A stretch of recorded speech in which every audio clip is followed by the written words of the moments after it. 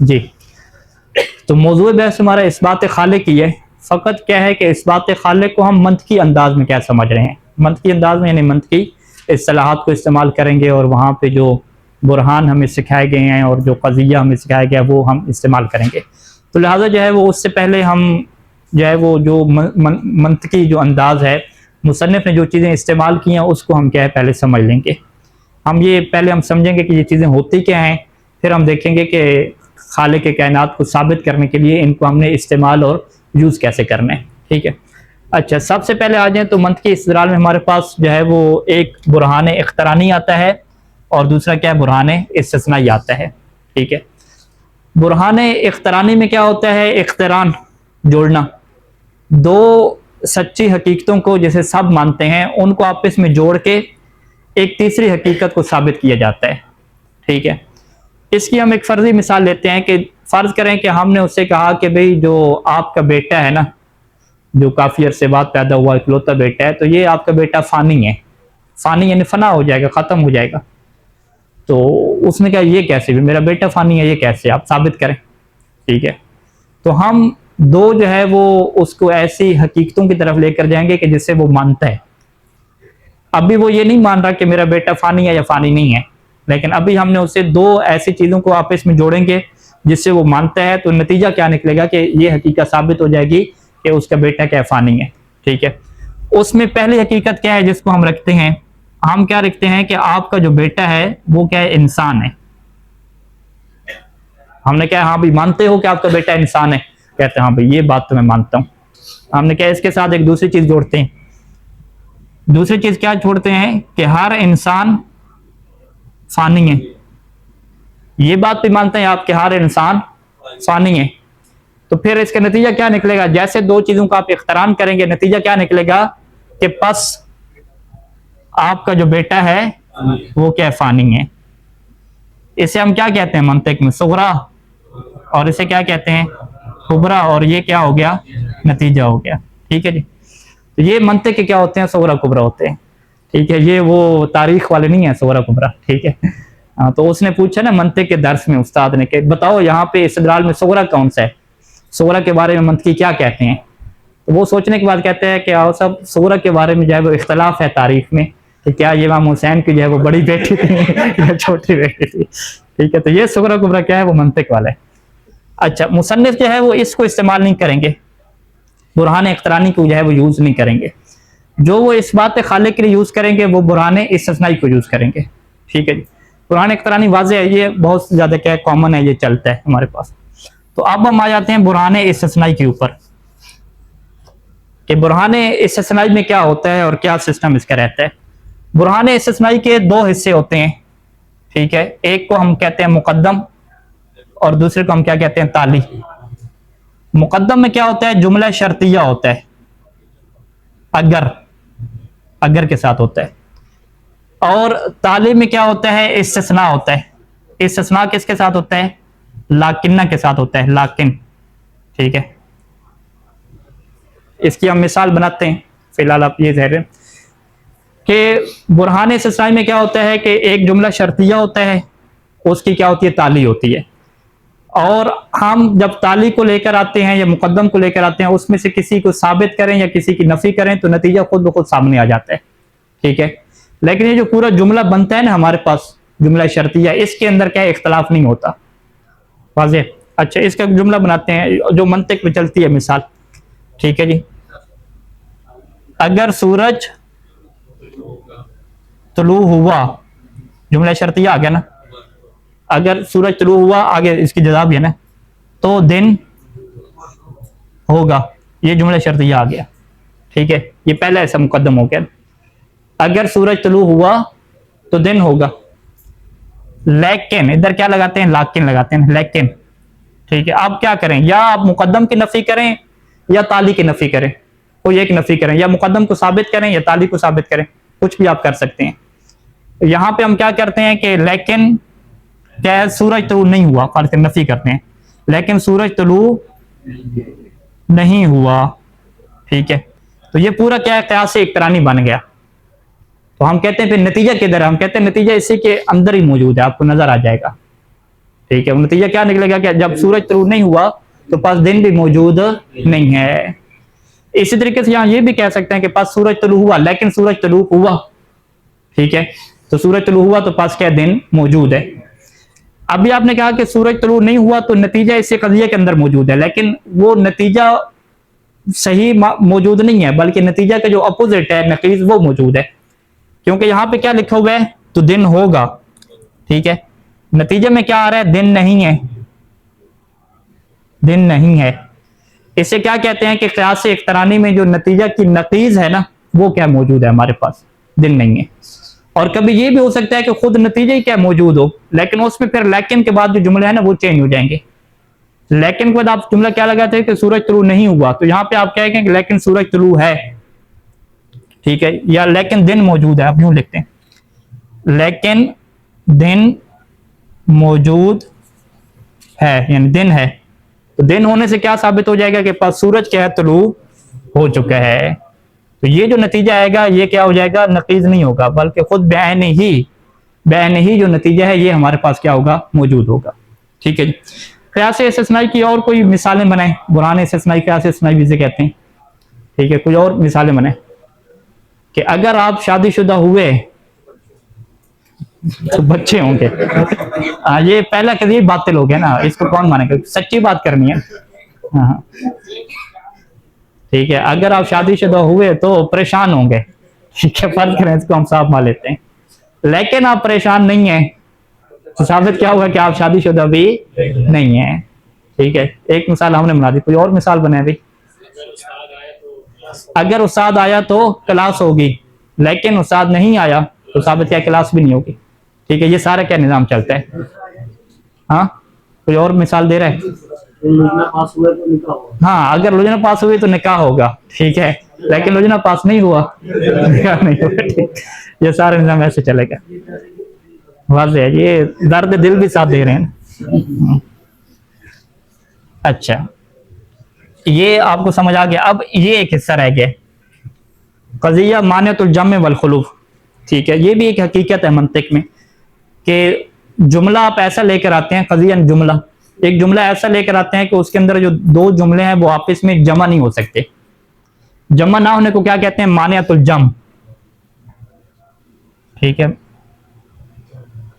مانعۃ الجمع کہ یہ جو آپ نے دو باتیں کی ہیں نا یہ دو اکٹھی نہیں ہو سکتی, جمع نہیں ہو سکتی. اسی طریقے سے ساتھ کیا کہہ دیتے ہیں والخلوف. والخلوف کیا مطلب کہ دونوں باتیں نہ ہوں یہ بھی نہیں ہو سکتا, دونوں جمع بھی نہیں ہو سکتی, دونوں ختم بھی نہیں ہو سکتی, لہذا کیا ہوگا دونوں میں سے ایک ہوگی. یہ کہاں پہ اکثر بحث ہوتی ہے جو نقیضیں ہوں آپس میں نا, وہاں پہ کیا یہ بات آتی ہے. ٹھیک ہے, یا تو آپ انسان ہوں گے یا پھر دوسری کو نقیض بنائیں, یا تو کیا ہوں گے پتھر ہوں گے. نہیں, اس کو آپ کیا کہتے ہیں, فرض کریں آپ مثال سے شروع کرتے ہیں کہ یا جو زید ہے انسان ہوگا یا پتھر ہوگا. پتھر بھی ہو اور انسان بھی ہو یہ جمع نہیں ہو سکتے, اسے ہم کیا کہتے ہیں مانعۃ الجمع. لیکن ہم کیا کہتے ہیں کہ زید انسان بھی نہ ہو اور پتھر بھی نہ ہو, دونوں نہ ہو, یہ بھی نہیں ہو سکتا. ہو سکتا ہے, اب زید انسان بھی نہ ہو پتھر بھی نہ ہو, کیا ہو پھر درخت ہو گیا کوئی. ٹھیک ہے, درخت بھی نہیں ہو سکتا, زید جو ہے. ٹھیک ہے, زید کو کاٹیں, آپ زید کو کاٹیں, یہاں پہ کیا لکھیں موجود. ٹھیک ہے, کوئی بھی وجود جو ہے نا آپ کہتے ہیں یا انسان ہوگا یا پتھر ہوگا. ٹھیک ہے, تو آپ کیا کہتے ہیں کوئی بھی وجود یا انسان ہوگا یا پتھر ہوگا, ہم اس کو جمع نہیں کر سکتے. ایک وجود ایسا لے جو انسان بھی ہو اور پتھر بھی ہو, لیکن اس کو دونوں کو اٹھا تو سکتے ہیں نا, خلوف تو ہو سکتا ہے. لہٰذا سے ہم کیا کہتے ہیں مانعۃ الجمع ہے لیکن مانعۃ الخلوف نہیں ہے. تو یہ مثال کیا ہوگی, غلط ہوگی. تو کوئی ایسی مثال آپ لے کر آئیں کہ جو جمع بھی نہ ہو سکتے ہوں اور اٹھ بھی نہ سکتے ہوں. ہاں کیسے, ہاں ہاں یہ کہ یا دن ہوگا یا رات ہوگی. یہ جو جملہ ہے یہ جملہ کیا ہے مانعۃ الجمع بھی ہے کہ دن اور رات جمع بھی نہیں ہو سکتی, اور مانعۃ الخلوف بھی ہے کہ دن بھی نہ ہو رات بھی نہ ہو, یہ بھی کیا نہیں ہو سکتی. واضح. کوئی اور, یا آپ شادی شدہ ہوں گے یا کنوارے ہوں گے, یہ مثال بن گئی. یا شادی شدہ ہوں گے یا کنوارے ہوں گے, دونوں جمع بھی نہیں ہو سکتے اور دونوں ہو بھی اٹھ بھی نہیں سکتے. ٹھیک ہے، واضح ہے؟ تو یہ اس طرح کے قضائے کیا آتے ہیں، یہ حقیقت کہلاتے ہیں۔ منطق کیا کہتی ہے کہ مانعۃ الجمع والخلوف میں کیا ہوتا ہے، دونوں میں سے ایک ثابت ہوگا، دونوں اکٹھے کیا ثابت نہیں ہو سکتے، ٹھیک ہے؟ تو لہٰذا یہ ساری باتیں کیا ہمیں سمجھ آ گئی۔ اب جو ہے وہ مصنف یہی انداز اپناتے ہیں وجود کے اوپر، ٹھیک ہے؟ مثال کے طور پر کہتے ہیں کہ کائنات کے جو سارے وجود ہیں، یا سارے کے سارے کیا ہوں گے، سارے کے سارے کیا ہوں گے، ممکن الوجود ہوں گے، یا سارے کے سارے وجود جو ہیں وہ ممکن الوجود ہو جائیں گے، موجودات جتنے بھی ہیں، یا پھر کیا لگاتے ہیں، یا ان میں ایک واجب الوجود ہوگا، ٹھیک ہے؟ یہ جو قضیہ ہے کہ جتنے بھی موجود ہیں کائنات میں، جو بھی موجود ہیں، یا آپ سب کو ممکن کہیں، سارے کے سارے ممکن ہوں گے، یا ان میں کیا ہوگا، ایک واجب الوجود ہوگا۔ اب مصنف کیا کہتے ہیں کہ یہ قضیہ جو ہم بنائیں گے، ہم یہ دعویٰ کریں گے کہ یہ منطق کے اعتبار سے کون سا قضیہ ہے، مانعۃ الجمع والخلوف ہے، ٹھیک ہے؟ کہ آپ یہ بھی نہیں کہہ سکتے کہ جو ممکن الوجود ہیں وہ ساتھ ساتھ کیا ہوں، واجب الوجود بھی ہو، ممکن اور واجب الوجود جمع نہیں ہو سکتے، ٹھیک ہے؟ اور آپ یہ بھی نہیں کہہ سکتے کہ نہ جو ہے وہ ممکن الوجود ہو اور نہ ہی کیا واجب الوجود ہو، ٹھیک ہے؟ جو بھی وجود ہوگا، یعنی آپ سارے کے سارے میں آپ ایک لفظ کا اور اضافہ کریں تو زیادہ بہتر ہو جائے گا کہ وجود آپ جو لکھیں موجود،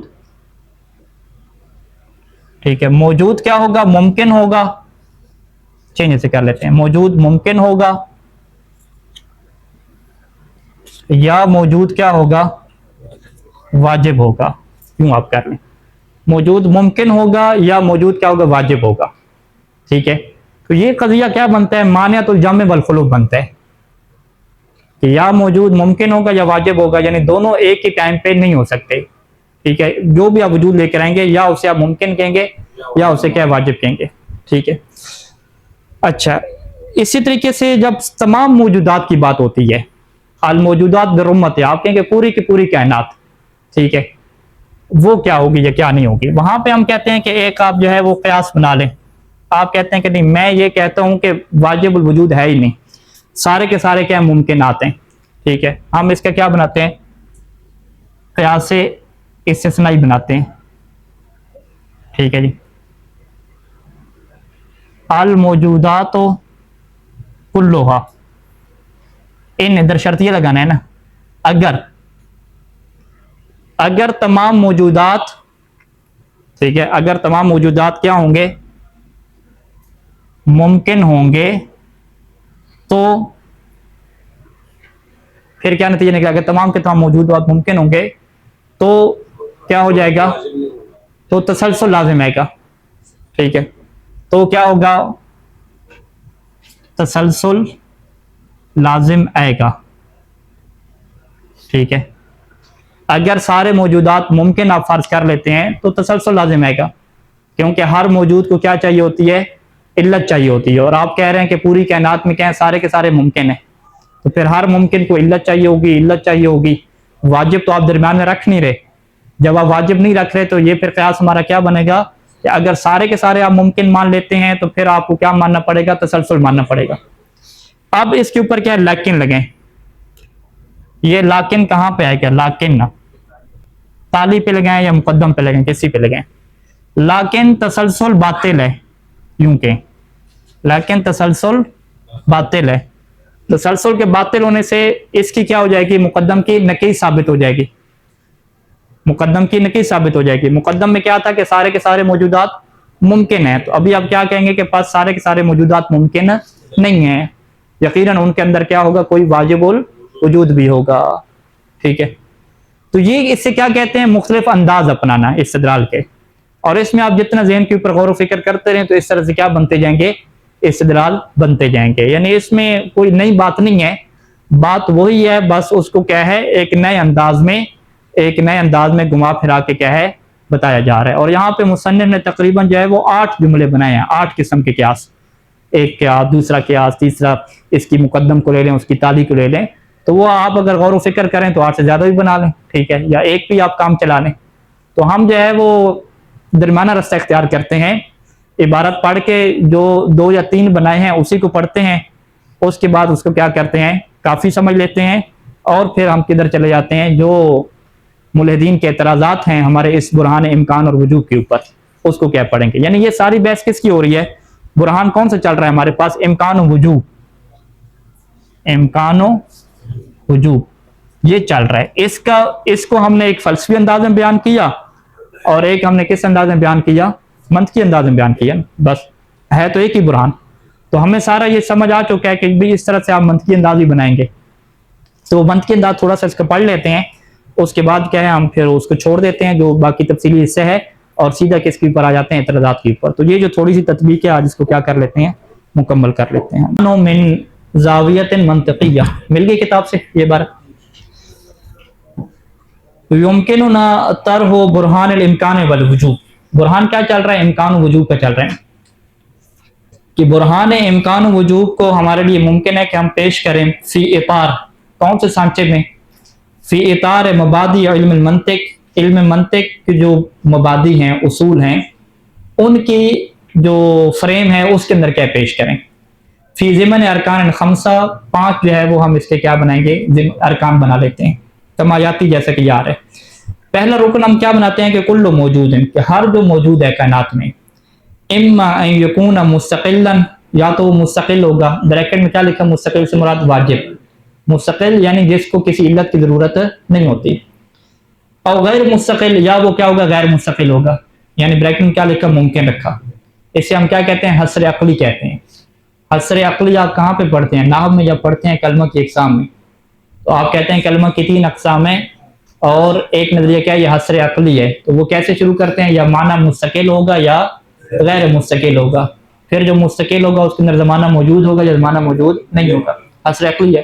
یہاں پر بھی ایسے ہے کہ معنی کے بجائے آپ کیا رکھیں؟ وجود رکھیں، کہ یا وجود ہوگا، مستقل ہوگا، یا وہ مستقل نہیں ہوگا.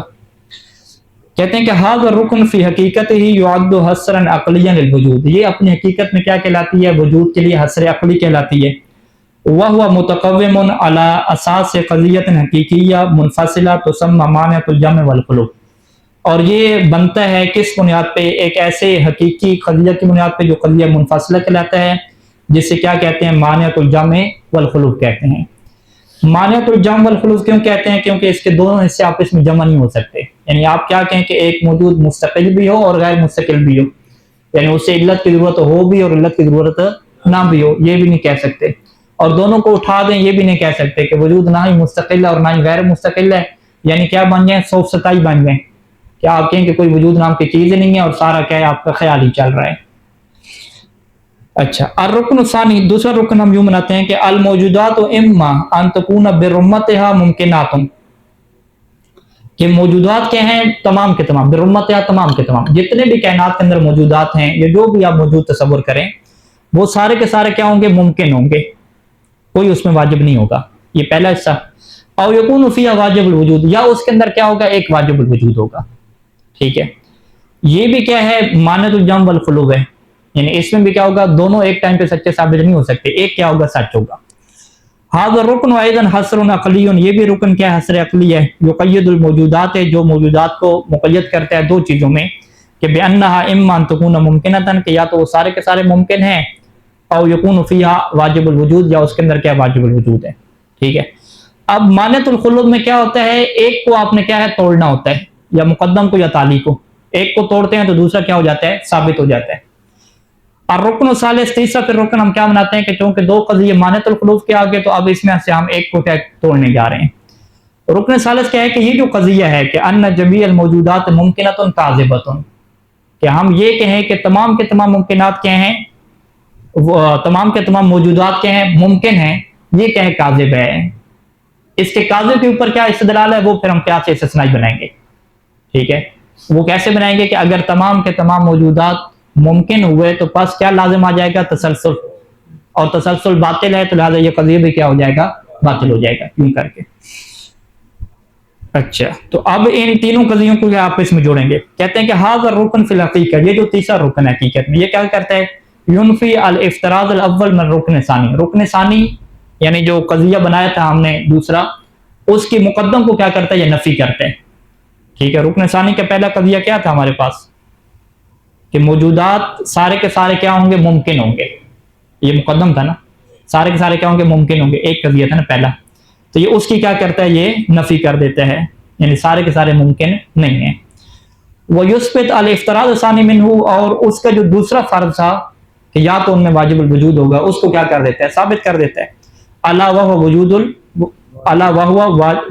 वाजिबुल वजूद, ठीक है, वाजिबुल वजूद का वजूद। क्यों, इज़ल मिनल मुस्तहिल, क्योंकि कज़िया हमारे पास माने तो जम वल खुलूब है, तो ज़्यादा महाल है। क्या महाल है, कि नफी के अमरैन, कि आप दोनों की क्या नफी नहीं कर सकते, एक की नफी करेंगे तो दूसरा क्या हो जाएगा, खुद ब खुद साबित होता जाएगा। वो मिन सम्मा, और इसी वजह से लाबुद्दा मिन इस्बात मा व सादिक मिनमा, हमारे लिए जरूरी हो जाता है कि उन दो जो जुमले हैं, जो दो फर्ज आपने रखे हैं, क्योंकि वो माने तो जम वल खुलूब हैं, तो एक के सच्चे को हमें साबित करना पड़ता है। एक की आप नफी करते हैं तो एक का सच होना क्या हो जाता है, साबित हो जाता है। वहाद अमर बहस्ब ताबीर अलमंतकी, और मंतकी ताबीर में ये मामला क्या शुमार होता है, युअद्दु क़ियासन इस्तिस्नाइयन, ये क़ियास इस्तिस्नाई शुमार होता है कि जब आप एक को क्या सच साबित करते हैं, या एक की क्या करते हैं, नफी करते हैं, एक की नफी से दूसरे के सच को साबित करते हैं, कि तब अला असास ही कि जिसकी बुनियाद पे साबित होता है, यानी इसी क़ियास इस्तिस्नाई की बुनियाद पे साबित होता है, इस्बातुल मुक़द्दमत है, एक मुकदमा को साबित करना, बाद रफ़ तालील वज़, कि जब उसकी ताली को क्या उठा लेते हैं, ताली को जब उठा लेते हैं तो पहला क्या होता है, मुकदमा साबित हो जाता है। यहाँ पे ये वाज़ेह होना चाहिए कि मंतिक में जो क़यास है वो बुरहान को कहते हैं, ठीक है, और जो क़यास फ़िक़्ह वाला है, मंतिक वाले उसे क़यास नहीं कहते। मंतिक वाले कहते हैं कि इसको क़यास क्या है, इसको आप फ़कत तमसील कह दें, कि दो चीज़ें एक जैसी नज़र आई तो उनको लग गया कि दोनों एक जैसी होंगी। यानी जो क़यास अबी हनीफा है उसकी मंतिक वाले बड़ी तौहीन करते हैं, उससे असन क़यास का नाम ही नहीं देते, कहते हैं कि दो चीज़ें आपको एक जैसी लग रही तो आपने क्या एक को दूसरी जैसा बना दिया। असल यहाँ पे कोई दलील की बात ही नहीं है, यानी हम क्या कहें ना कि कोई दलील बन रही है, बस दलील की बात ही नहीं है, यानी क़यास को दलील तो कहा ही नहीं जा सकता ना। लिहाजा मंतकी ने क्या कहा कि जो फ़िक़्ह वाला क़यास है हम इसको क़यास नहीं कहते, हम कहते हैं तमसील। आप मिसालें, दो मिसालें आपने जमा करनी, कोई दलील नाम की चीज़ ही नहीं है। जो दलील नाम की चीज़ होती है असल वो क्या होता है, बुरहान होता है, फिर उसकी क्या किस्में हैं। लिहाजा यहाँ पे आप क़यास इस्तिस्नाई कह रहे हैं तो आप ये ना समझे कि फ़िक़्ह वाला क़यास इस्तिस्नाई है, बल्कि जैसे मैंने अभी बयान किया बुरहान इस्तिस्नाई, इसका हम क्या नाम रखेंगे, बुरहान इस्तिस्नाई। अच्छा जी, तो ये तीन रुकन के ऊपर क्या होगी, बहस होगी। चौथा रुकन वही नतीजा होगा इनका, रुकन राबे वाजिबुल वजूद हुआ हकीकतुन साबिततुन मौजूदतुन अला अर्ज़िल वाक़ि व लैसा मुजर्रद फर्ज़ियतन। ठीक है, ये चौथा रुकन होगा कि वाजिबुल वजूद एक हकीकत है जो साबित है, मुजर्रद फर्ज नहीं है। फिर पांचवा जो रुकन है वो बाद में साबित करेंगे कि खुसूसियात वाजिबुल वजूद तंतबिक़ु बिल कामिल अला खुसूसियातिल्लाह तआला। जब ये सवाल होगा कि चले हमने मान लिया कि एक वाजिबुल वजूद है जिसको इल्लत की जरूरत नहीं है, तो ये कहाँ से साबित हुआ कि वो अल्लाह है। ठीक है, मुमकिन है कि हम किसको कह दें, मादा को कह दें, नेचर को कह दें, वही वाजिबुल वजूद है। ये खामखा अल्लाह को बनाने की जरूरत है, यानी आप अपने मजहब को दिमाग में कहाँ से लेकर आएंगे। ठीक है, तो ये भी क्या है, मुल्दीन का एक इश्काल होगा, तो उसके तहत इसको क्या करेंगे, जवाब देंगे इसका। तो लिहाजा ये जो रुकन राबे और रुकन खामिस है, ठीक है, और खुसूसन जो रुकन खामिस है, ये बाद में क्या होगा, साबित होगा, अभी इसकी बात नहीं है। अभी फकत हमें तीन रुकन जो पहले हैं वो क्या साबित करने हैं।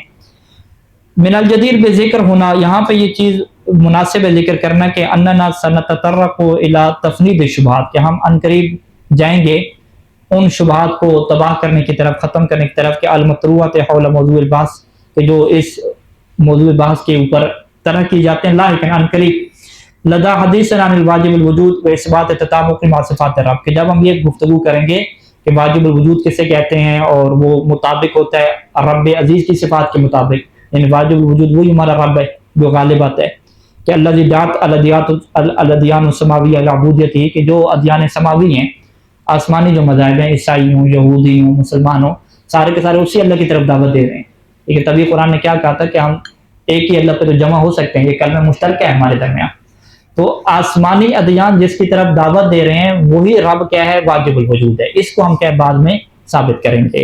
ठीक है जी, इसमें मरकजी हैसियत क्या होगी कि ये जो तीसरा रुकन आपका था कि तमाम के तमाम मौजूदात क्या हैं, मुमकिन हो, इसको आपने काजिब साबित किया ना। असल ये बहस होगी कि आप इसको काजिब कैसे साबित करेंगे। ठीक है, आपने कज़िया बना लिया, मानियतुल जामे वल खुलूफ का कज़िया, کہ یا تو سارے کے سارے ممکنات ممکن ہوں گے یا ان میں کیا ہوگا، واجب الوجود ہوگا۔ تو یہ جو سارے کے سارے ممکن ہوں گے، اس کو آپ نے کیسے باطل کیا؟ قضیہ معنیۃ الجمع القلوب میں ایک کو باطل کرنا ہوتا ہے نا، ایک کو باطل کرنے سے دوسرا ثابت ہو جاتا ہے، تو اس کو باطل آپ نے کس بنیاد پہ کیا؟ تو مصنف کہتے ہیں کہ اس کو باطل کرنے کے لیے ہمیں جو ہے وہ 8 قسم کے مزید کیا ہے ارکان بنانے پڑیں گے، اور وہاں سے پھر کیا ہوگی، گفتگو نکلے گی۔ اب وہ کیسے ہے، کچھ پڑھ لیتے ہیں اس کو۔ اس بات اور رکن ثالث، تیسرے رکن کو ثابت کرنا۔ تیسرا رکن کیا ہے کہ عدم و صحت افتراض کون جمیع الموجودات من صنف الممکنات، کہ یہ صحیح نہیں ہے کہ ہم فرض کر لیں کہ تمام کے تمام موجودات کے ممکنات کی کیٹیگری سے ہوں، یہ ہم فرض نہیں کر سکتے۔ اچھا، اربعۃ ارکان من الارکان الخمسہ، یہ جو 4 ارکان ہیں شروع کے، یہ وہ ارکان ہیں کہ تم بیان جانب من تفاصیلها، کہ اس کی تفاصیل کی کچھ جانب کیا ہے، بیان ہو چکی ہے۔ فی المباحث العنفہ، جو بھی بحث گزری ہیں وہاں پہ یہ بات ثابت ہو چکی ہے کہ یا موجود مستقل ہوتا ہے یا غیر مستقل ہوتا ہے، تفصیلات ہو چکی ہیں۔ اما القضیۃ القاذبہ فی الرکن الثالث، لیکن جو رکن ثالث میں جو قضیہ کاذبہ ہے نا، کہ تمام کے تمام ممکنات، تمام کے تمام موجودات کیا ہوں، ممکن ہوں، یعنی وہ قضیہ کیا ہے کہ التی ہی جمیع الموجودات ممکنۃ فنظرا لاہمیتها، تو اس کی اہمیت کے پیش نظر اور وہ شبہات جو اس کے ماحول زیادہ پیش کیے جاتے ہیں، ان کے زیادہ ہونے کی وجہ سے ہم کیا کرتے ہیں، اس قضیہ کے اوپر روشنی ڈالتے ہیں، اور یہ روشنی ہم ڈالیں گے یا ضمن مقدمات ثمانیہ، یا 8 کیا بنائیں گے، مقدمے بنیں گے۔ اور 8 کے 8 مقدمے کیا ہیں، قیاس استثنائی ہیں۔ ایک قیاس استثنائی ہوگا، برہان استثنائی، دوسرا پھر برہان استثنائی، تیسرا اس طریقے سے 8 کیا بنائیں گے۔ تو ہم 1-2 پڑھ لیتے ہیں۔ پہلے ہم کیا بناتے ہیں کہ یترتب علی تقیید جمیع الموجودات بخصوصیت الامکان، اگر آپ کیا کرتے ہیں، تمام موجودات کو قید کر لیتے ہیں، تقیید کر دیتے ہیں بخصوصیت الامکان، کے سارے کیا ممکن ہیں، سب کی خصوصیت کیا امکان کی ہے، تو یترتب اس کے اوپر کیا نتیجہ نکلتا ہے، یترتب القول، یہ والا پھر آپ کو قول ماننا پڑے گا کہ بکون عالم الوجود مرکبا من سلسلۃ غیر متناہیہ من الممکنات، کہ یہ جو عالم ہے، عالم الوجود جو ہے، یہ پھر مرکب ہو جاتا ہے ایسے سلسلہ سے کہ جو غیر متناہی ہے۔